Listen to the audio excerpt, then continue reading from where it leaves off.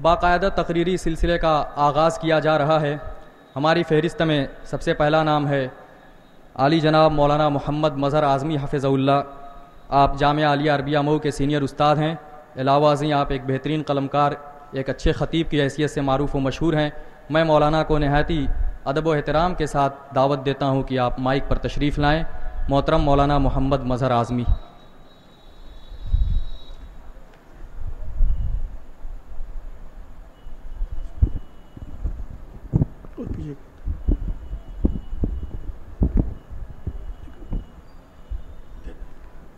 السلام علیکم ورحمۃ اللہ وبرکاتہ۔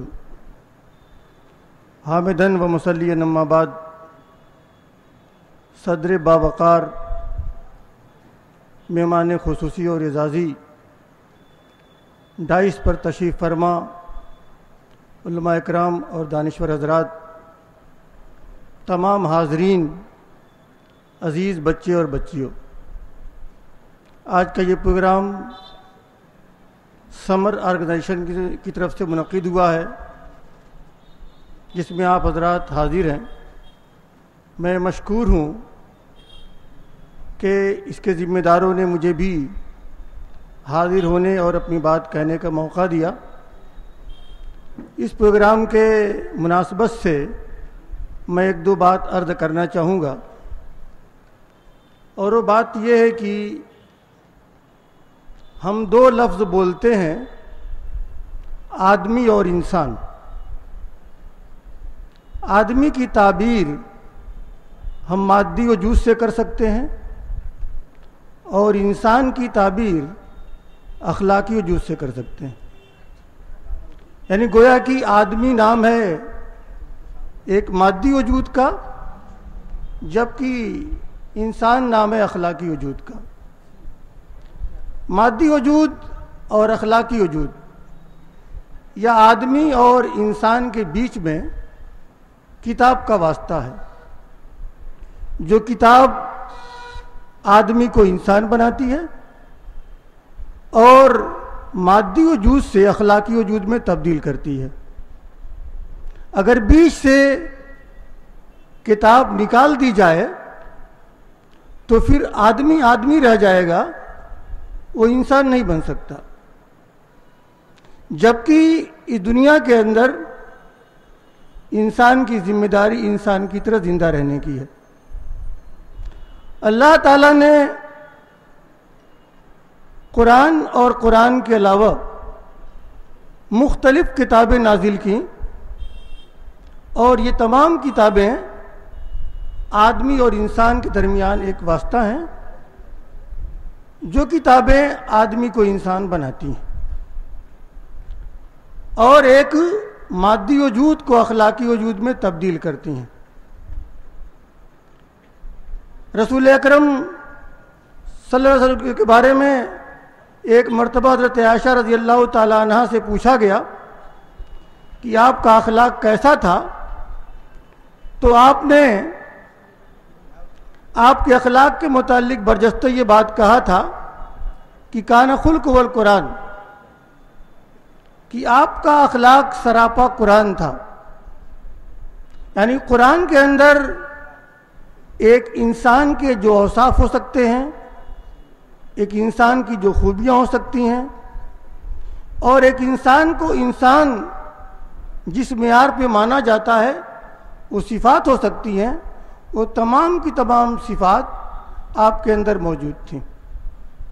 بلکہ آپ نے اس کے ساتھ سائل سے یہ بات بھی کہا کہ آپ اس بات کو نہیں پڑھتے کہ انک لعلی خلق عظیم، کہ آپ بہت بڑے اخلاق کے نمائندہ تھے اور بہت اونچے اخلاق پر فائز تھے۔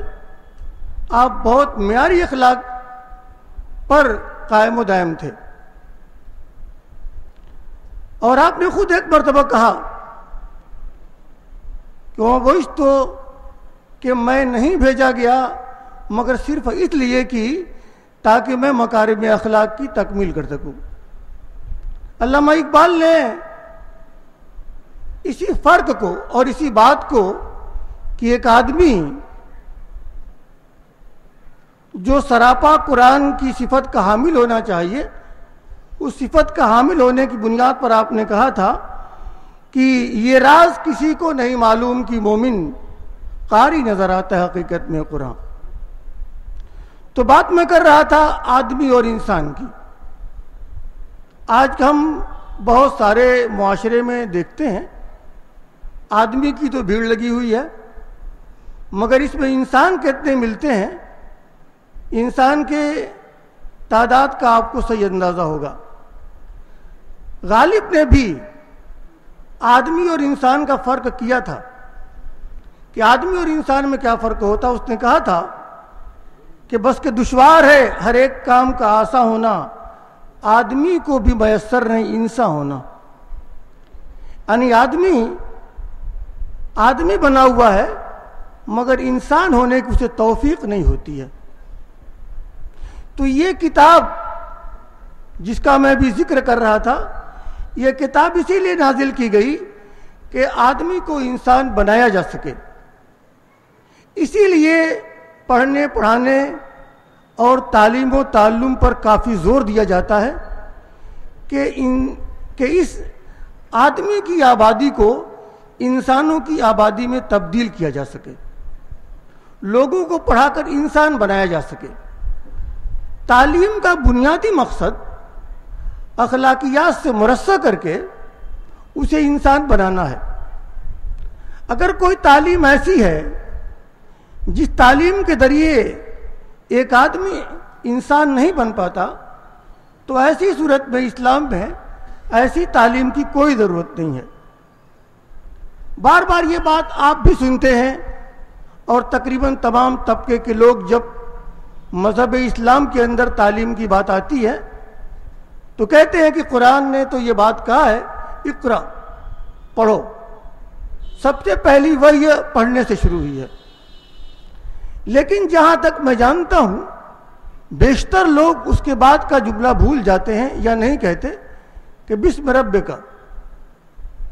قرآن نے صرف پڑھنے کی بات نہیں کی ہے، قرآن نے یہ کہا ہے کہ پڑھو اپنے رب کے نام کے ساتھ. جب ایک آدمی اپنے رب کے نام کے ساتھ پڑھے گا تو اسے اس بات کا احساس ہوگا کہ میں خالق کائنات کی نظر میں ہوں. اور جب اسے اس بات کا احساس ہوگا کہ میں خالق کائنات کی نظر میں ہوں تو ایسی صورت میں وہ ہر برائی سے اجتناب کرے گا اور اچھے کام کرنے کا قصد و ارادہ کرے گا، اخلاقیات سے مرصع ہوگا اور اخلاقیات کا پیکر بنے گا. اس لیے اس بات کو ذہن میں رکھنا چاہیے کہ مذہب اسلام نے تعلیم کے ساتھ اخلاق کو داخل کیا ہے. اخلاق کے بغیر تعلیم کا تصور بالکل نہیں ہے. بلکہ یہ جگہ اور فرمایا کہ تلو علیہم آیات یزکیہم، کہ ہم نے جو نبی کو بھیجا ہے تو یہ نبی قرآن کی تلاوت کرتا ہے، ان کا تزکیہ نفس کرتا ہے اور ان کو تعلیم دیتا ہے.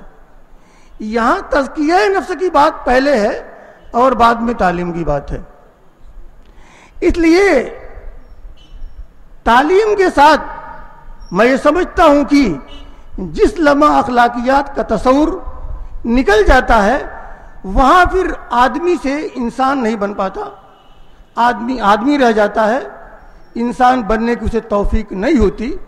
بلکہ یہ کہا جا سکتا ہے کہ عصر حاضر میں تعلیم کے اس فروغ کے بعد اور تعلیم کی اس ترقی کے باوجود صورتحال یہ ہے کہ جرائم کی رفتار بڑھتی جا رہی ہے، جبکہ تعلیم کا مقصد تو جرائم کے گراف کو گرانا ہے، جرائم کو کم کرنا ہے. اس لیے یہ بہت بڑا المیہ ہے، یہ بہت بڑی ٹریجڈی ہے ہمارے لیے اور آپ کے لیے بھی کہ تعلیم تو بڑھے مگر انسان کو انسان ہونا نصیب نہ ہو، آدمی کو انسان ہونا نصیب نہ ہو، اور جرائم کی رفتار بڑھتی جائے اور اس کے برخلاف اخلاقیات کا فقدان ہوتا جائے. یہی وجہ چند سال پہلے ایک سیمینار ہوا تھا، اس کا عنوان ہی رکھا گیا تھا کہ جس کے اندر یہ بات واضح طور پر کہی گئی تھی کہ اس طرح سے تعلیم کا فروغ تو ہو رہا ہے مگر اخلاق کا بحران ہو رہا ہے. میں کچھ تجزیے آپ کے سامنے پیش کرنے کی کوشش کروں گا جس سے آپ کو یہ اندازہ لگے گا کہ تعلیم نے اتنی ترقی کی ہے مگر اخلاقی معیار پر ہم لوگ کہاں کھڑے ہیں۔ امریکہ جو دنیا کا سب سے زیادہ تعلیم یافتہ، ترقی یافتہ اور مہذب ملک مانا جاتا ہے، اس کا ایک جو تجزیہ ہے وہ یہ ہے،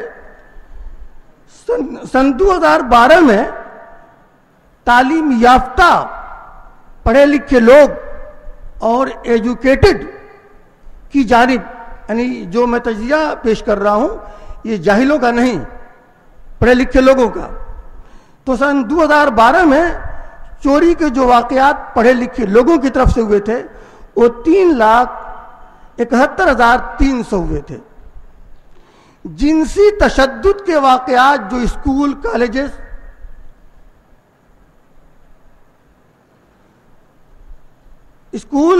کالجز اور یونیورسٹیوں میں ہوئے تھے وہ 6,52,800 ہوئے تھے، اور عام تشدد کے واقعات 1,73,000 ہوئے تھے۔ اور سب سے خاص بات اس کے اندر یہ ہے کہ لڑکیوں کی طرف سے جنسی تشدد 2,72,300 ہوئے تھے، لڑکیوں کی جانب سے۔ بعض ماہرین یہ بات لکھتے ہیں کہ آج کے اس دور میں جرائم کی جو رفتار بڑھ رہی ہے پڑھے لکھے طبقوں میں زیادہ، اور پڑھا لکھا طبقہ اس میں زیادہ ملوث ہے، اور جو جتنا زیادہ ہے، مثلا ہمارا قائد ہے، ہمارے رہنما ہیں، بڑی بڑی کرسیوں پر براجمان لوگ ہیں، اگر آپ دیکھیں گے تو ان کے وہاں جرائم زیادہ ملیں گے، کرپشن کہاں نہیں ہے۔ ایک طالب علم کو ایک استاد پیسے پہ پاس کرتا ہے، یہ کرپشن ہے۔ ایک استاد کو کمیٹی پیسہ لے کے رکھتی ہے، یہ کرپشن ہے۔ جہاں پوری کی پوری باڈی کرپشن میں ملوث ہو، ایسے ہی ہم لوگ چونکہ بورڈ کی کاپیاں جانچتے ہیں، باقاعدہ بورڈ کی کاپیوں میں نوٹ ملتے ہیں، اور پورا کا پورا آپ دیکھتے ہوں گے، سنتے ہو، جانتے ہوں گے کہ پورا کا پورا سینٹر وہاں باقاعدہ بات چیت رہتی ہے، بچے اتنا پیسہ جاتے جمع کرتے ہیں اور وہاں کے اساتذہ نقل کراتے ہیں۔ یہ پڑھے لکھے لوگوں کی طرف سے تشدد اور یہ کرپشن ہے جو اخلاقیات کے فقدان کا ثمرہ اور نتیجہ ہے۔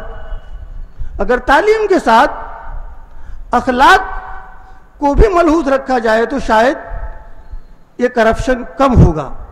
ایسا ہی آپ یہ دیکھیے، ایک ڈاکٹر آپ مریض کے پاس جائے، ایک مریض جائے گا، اس سے فیس لیتا ہے، فیس لینے کے بعد دوائیں دیتا ہے، اس کے بعد خون ٹیسٹ ہوتا ہے، وہاں سے وہ کمیشن لیتا ہے، ایکس رے کرواتا ہے، کمیشن لیتا ہے، ہر شعبے سے وہ کمیشن لیتا ہے۔ یہ پڑھے لکھے لوگ ہیں، اور اخلاقیات کے فقدان کا یہاں تک معاملہ جا پہنچا ہے کہ مجھ سے خود ایک ڈاکٹر نے کہا کہ اب بہت سارے لوگ اور بہت سارے ڈاکٹر بلا وجہ بھی آپریشن کرتے ہیں۔ ایک ڈاکٹر نے مجھ سے کہا کہ میں نے اپنے ایک بچے کو ایک ڈاکٹر کے پاس بھیجا، ENT کے پاس بھیجا، مگر یہ کہا کہ یہ مت بتانا کہ میں فلاں کا لڑکا ہوں۔ گیا، اس نے دکھلایا، واپس آیا، بتایا کہ انہوں نے آپریشن لکھا ہے، کہا کہ آپریشن کرنا پڑے گا، ان کو اس بچے کو زکام رہتا تھا۔ انہوں نے مجھ سے کہا کہ اس کے 2-4 دن کے بعد ڈاکٹروں کی ایک میٹنگ تھی، اکٹھا تھے، ایک دعوت تھی، میں نے ان کے سامنے نسخہ رکھ دیا اور کہا کہ آپ کس چیز کا آپریشن کریں گے، تو صرف ان کو پسینہ آ رہا تھا۔ یہ پڑھے لکھے لوگوں کی صورتحال ہے۔ میں ہندوستان کے وزارت خارجہ کا بھی ایک تجزیہ آپ پیش کر دوں کہ 2011 میں کی رپورٹ کے مطابق دھوکہ دھڑی، اغوا، لوٹ مار اور قتل جیسے جو واقعات پڑھے لکھے لوگوں کی جانب سے ہوئے تھے اتر پردیش میں 28 لاکھ تعلیم یافتہ لوگوں کی جانب سے، مدھیہ پردیش میں 15 لاکھ لوگوں کی جانب سے، اور ایسے ہی مہاراشٹر میں 14 لاکھ۔ دلی پولیس کے ڈاٹا کے مطابق بہت سارے MBA طلبہ مختلف جرائم کے اندر ملوث پائے جاتے ہیں. یہ پڑھے لکھے لوگوں کی بات ہے. اور ابھی میرٹھ کی جیل کے جو ادھیکاری ہیں ان کا ایک بیان آیا تھا. وہ بیان یہ تھا کہ 2011 میں جیل کے اندر قید پڑھے لکھے 38% ہوا کرتے تھے، جبکہ آج کے دور میں اور اس وقت وہاں پر یہ تعداد پڑھے لکھے لوگوں کی بڑھ کے 70% ہو چکی ہے.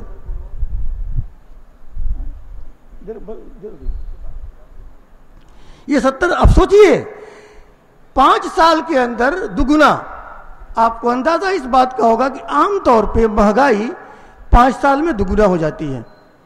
تو جس طریقے سے مہنگائی دگنا ہوتی ہے ایسے ہی ہمارے پڑھے لکھے لوگوں میں جرائم.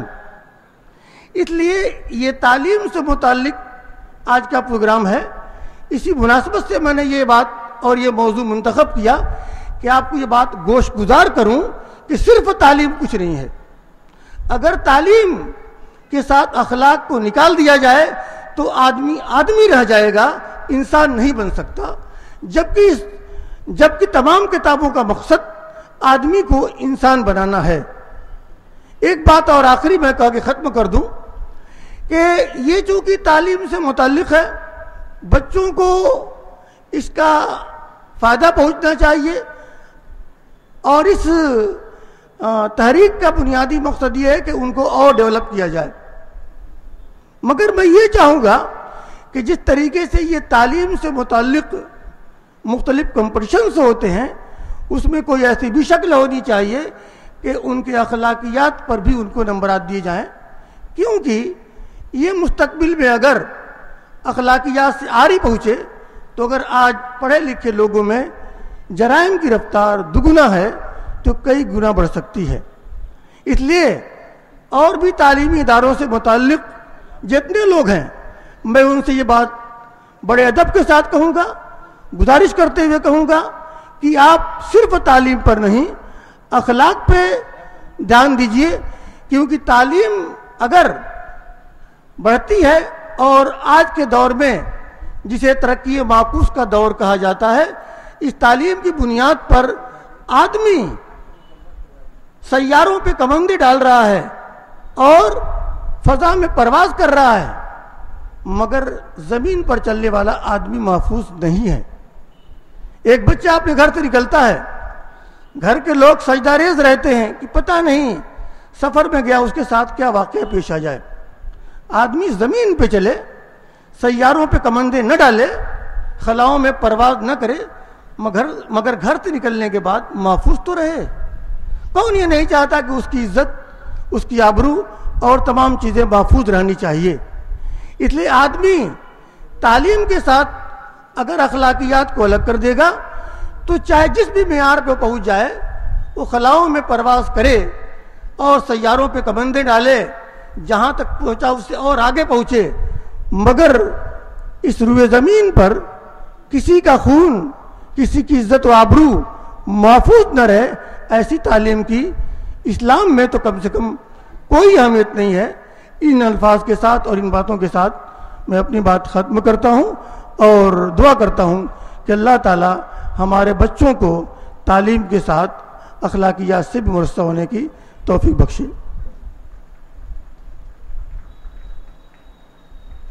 بہت بہت شکریہ، جزاک اللہ خیرا و احسن الجزاء. یہ تھے محترم مولانا محمد مظہر اعظمی حفظہ اللہ، جو تعلیم کے حوالے سے مختلف قسم کے تجزیے آپ حضرات کے سامنے پیش کر رہے تھے. یقیناً آپ کے پاس اور بھی تجزیے ہوں گے، لیکن چونکہ وقت کم ہے اور موسم بھی کچھ ایسا بن رہا ہے جس کی وجہ سے ہم مجبور ہیں اپنے خطبہ سے یہ گزارش کرنے پر کہ برائے مہربانی وقت کی قلت کا لحاظ رکھتے ہوئے کم سے کم وقت میں اپنی باتیں رکھیں.